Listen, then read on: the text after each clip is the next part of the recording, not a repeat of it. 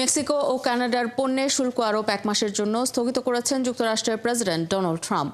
প্রতিবেশী এই দেশ দুটি অবৈধ অভিবাসী ও মাদক পাচার ঠেকাতে সীমান্ত এলাকায় কঠোর ব্যবস্থা নেওয়ার বিষয়ে যুক্তরাষ্ট্রের সঙ্গে সমঝোতায় আসার পর ট্রাম্প এই সিদ্ধান্ত নেন। তবে চীনা পণ্যের ওপর 10% মার্কিন শুল্ক আরোপের বিষয়টি বহাল থাকছে। বিস্তারিত তানহা জুলিয়ার প্রতিবেদনে।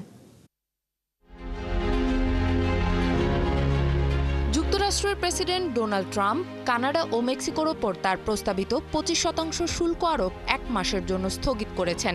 মঙ্গলবার নতুন শুল্ক কার্যকর হওয়ার যে সময়সীমা ছিল তার 24 ঘন্টারও কম সময়ের মধ্যে এই সিদ্ধান্ত এলো। কানাডা ও মেক্সিকো এই সময়ের মধ্যে সীমান্ত নিরাপত্তা ও মাদক পাচার কমিয়ে আনতে পদক্ষেপ নিতে রাজি হওয়ায় ট্রাম্প এই সিদ্ধান্ত নিয়েছেন। সমঝোতা অনুযায়ী কানাডা একজন ফেন্টানিল জার নিয়োগ দেবে, আর মেক্সিকো সীমান্তে 10,000 সৈন্য পাঠাবে। ডোনাল্ড ট্রাম্পের সাথে কানাডার প্রধানমন্ত্রী জাস্টিন ট্রুডো ও মেক্সিকোর প্রেসিডেন্ট ক্লডিয়া শেইনবাউমের সাথে কয়েক দফা ফোন আলাপের পর এ সমঝোতা হলো। কানাডা ও মেক্সিকো থেকে আমদানি করা পণ্যে শুল্ক আরোপের ঘোষণার পর সোমবার বিশ্বে স্টক মার্কেটে মন্দা দেখা দেয়। নতুন শুল্ক কার্যকর হওয়ার কয়েক ঘন্টা আগে হুট করেই আবার স্থগিত করার সিদ্ধান্তটি রাজনীতিকদের দিক থেকে স্বস্তি বয়ে আনলেও জটিল অবস্থায় পড়েছেন বিভিন্ন কোম্পানির প্রধান নির্বাহী কর্মকর্তারা।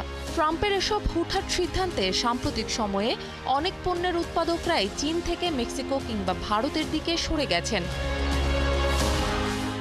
ওদিকে চীনা পণ্যের ওপর 10% শুল্ক আরোপের যে ঘোষণা মিস্টার ট্রাম্প দিয়েছিলেন তা আজই কার্যকর হবে বলে মনে করা হচ্ছে। তবে চীনের আমদানি পণ্যে নতুন শুল্ক আরোপ এড়াতে ওয়াশিংটন ও বেইজিংয়ের মধ্যে শেষ মুহূর্তের আলোচনা আগামী 24 ঘন্টার মধ্যেই হতে পারে। তানহা জুলিয়া, 71।